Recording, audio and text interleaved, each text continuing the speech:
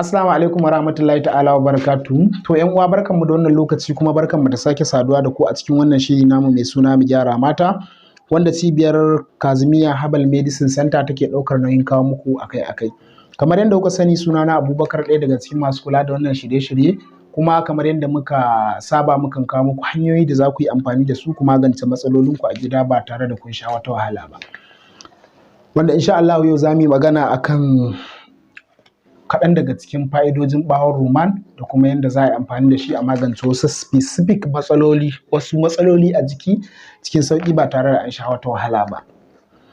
Wanda mun san ana samun lokaci mutum kaga yana gudawa ko kuma cikin shi dai baya zama lafiya, da ya ci abu sai cikin shi ya lalace sakamakon cikin shi a cushe yake ko kuma yana fama da wasu matsaloli a cikin shi wanda shi kan shi bai sani ba. To ga dama ta samu da za a yi amfani da ita. Kai koma ba wannan ba, idan mutum yana yawan gudawa ko kuma yana yin gudawa za a iya mar wannan hanyar, domin mun sani zuma yana maganin gudawa. Domin ina ga zuma cututtuka ko 70 ko 100 ba ɗaya yake magani, na manta, amma dai a cikin biyun nan na ma fi kyautata zaton 70 ɗin nan ko 100 ba ɗaya. 70 ɗin na fi kyautata zaton zuma yana magunguna 70. Yanzu idan ka ɗau zuma cokali ɗaya ka sha to zai ma magunguna 70 a jiki, ko ka yarda ko kar ka yarda, kuma ko ka sani ko baka sani ba. To insha Allah za mu yi magana akan yadda za a yi amfani da ɓawon ruman domin a magance matsalolin gudawa. Amma kafin mu je gundarin bidiyon muna roƙo idan wannan shine zuwan ku na farko wannan tasha ɗin, da ku danna mana alaman subscribe gashi na ƙasa da jan rubutu, sannan kuma ku danna mana alaman ƙararrawar sanarwa domin samun sababbin shirye-shiryenmu da zarar mun samu lokaci. To mu je gundarin bidiyon kai tsaye.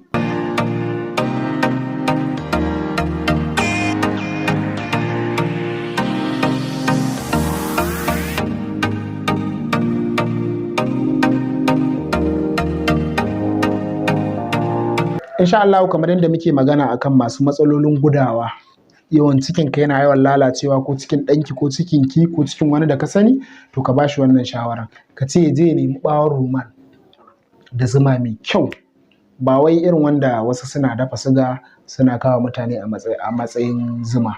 To ba irin wannan ba, fiyo ya zama wanda zaka siya a wajen shi ya tabbatar ma cewa mai kyau ne, kuma dama an ce arha ba ta ado, kuma zuma mun san abu ne wanda yake da daraja. Akwai lokacin da ma za a yi ta neman zuman sai a rasa shi, saboda lokacin da masu ciyo zuman suke nan lokacin da masu ciyo zuman za su je, lokacin zuman ba a samun shi a wannan yankin haka.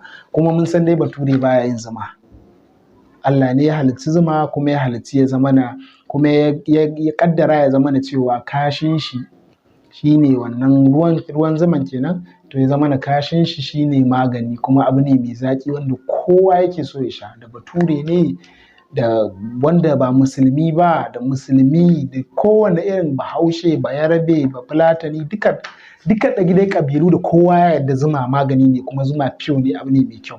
To kun san dai ba wanda yake haɗa zuma, ko Allah ne ya halicci wannan ƙwaron, kuma ya zama da shi ne wanda ya zama ma haramun ne ma a kashe wannan ƙwaron zuman. Ko da zuma ya zo ya cije ka to kawai sai dai kai haƙuri, amma haramun ne a kashe zuma, saboda me? Yana taimakawa al'umma ne, yana taimakawa domin kashin shi magani ne, amma kuma harbin shi zafi ne da shi. To insha Allah idan mutum yana fama da matsalan gudawa zai nemi ɓawon ruman, sai ya zama ana mar shayin shi.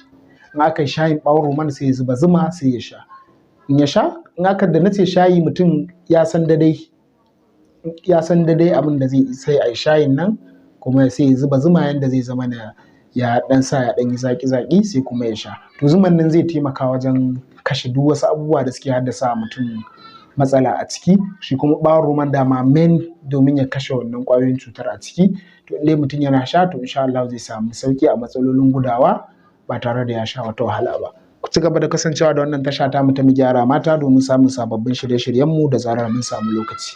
Kada ku manta, idan har wannan bidiyo ya burge ku, to muna roƙo da ku danna mana alamar like. Mun gode, mu haɗa a bidiyo na gaba.